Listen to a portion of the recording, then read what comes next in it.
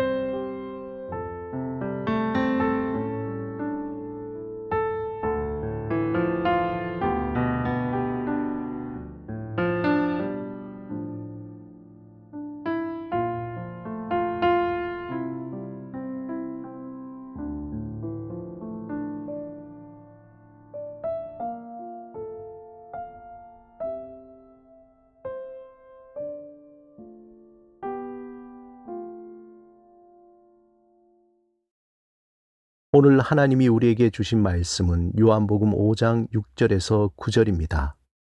하나님의 말씀을 경청하시기 바랍니다. 예수께서 그 누운 것을 보시고 병이 벌써 오래된 줄 아시고 이르시되 내가 낫고자 하느냐.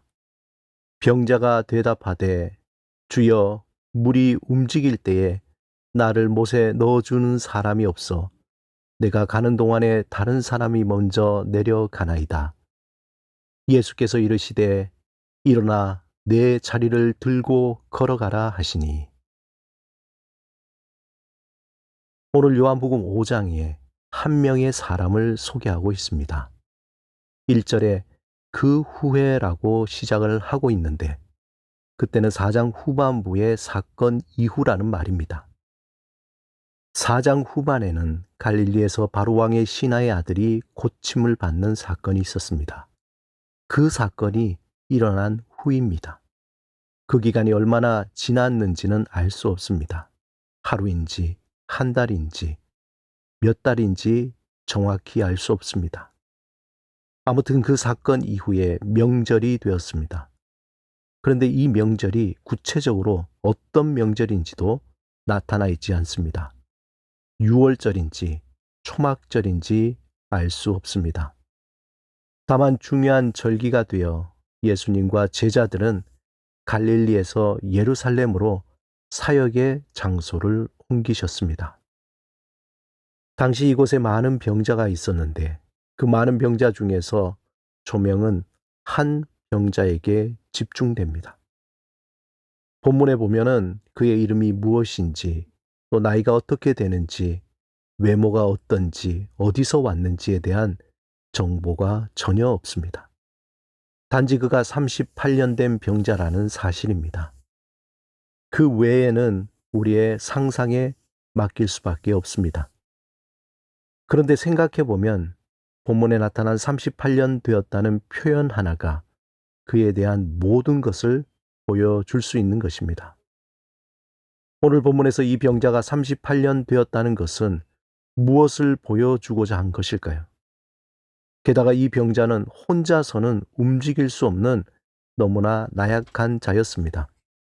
그의 병으로 살아온 날수나 그의 병을 보면서 여러분은 어떤 느낌이 드십니까? 아마 첫 번째 드는 느낌은 절망감일 것입니다. 38년 동안 병과 싸우며 살아온 삶. 하지만 전혀 병이 호전은 없고 오히려 나약해져만 가는 자신의 모습. 그의 병 때문에 그는 사회적으로 더욱 고립되어 갔습니다. 아마 처음에는 그를 불쌍히 여겨 관심을 가졌겠지만 시간이 지나면서 가족도 친구도 친척도 그 누구도 그의 고질적이고 오래된 병에 대해 연민하거나 동정해 주는 것이 사라졌습니다. 병이 오히려 일상이 되어 주위의 사람들은 그가 살아있다는 것 외에는 큰 관심의 대상이 되지 않았습니다. 38년 된 병자는 예수님의 질문에 대한 대답 대신에 자신의 울분을 아주 합리적으로 또 논리적으로 설명합니다. 그 이유는 너무나 타당했습니다. 자신이 왜 그렇게 오랫동안 병을 치유받을 수 없었는지, 왜 그렇게 버림받았는지, 왜 그렇게 절망하고 있는지 충분한 이유를 설명했습니다. 그의 이유를 다 들은 예수님은 38년 된 병자에게 묻습니다. 내가 낫기를 원하느냐? 그러자 이 병자는 구구절절 자신이 왜 이렇게 병이 낫지 못하고 오랫동안 앓고 있는지 변명만 늘어났습니다. 예수님은 그의 변명에 어떠한 말도 하지 않았습니다. 개인적으로 저는 이 말씀을 묵상하면서 깊은 은혜를 받았습니다. 예수님은 우리의 절망과 분노, 아픔과 상처에 대해서 그저 싸구려 위로나 급한 말로 감싸려 하지 않았습니다. 왜냐하면 그 병이 오래된 것을 예수님은 너무도 잘 아시기 때문입니다.